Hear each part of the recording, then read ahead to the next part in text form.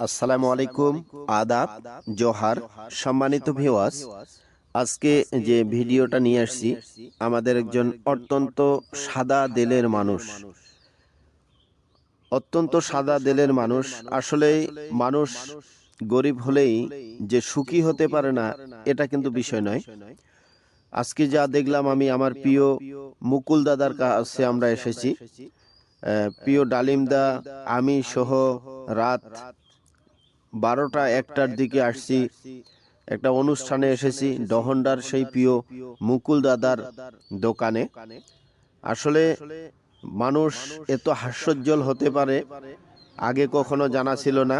আর প্রিয় মুকুল দাদা এত ভালোবাসা দেবেন, আমরা বুঝতেই পারি নাই যে এত ভালোবাসা দেবেন।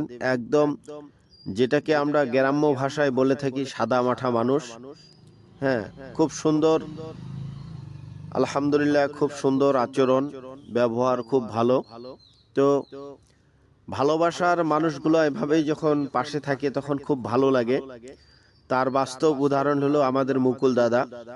ওনার কাছে আসছি, উনি এত আপ্যায়ন করতেছেন, যেহেতু আদর করতেছেন আমাদেরকে, অবশ্যই শুভ কামনা রইল মুকুল দাদা।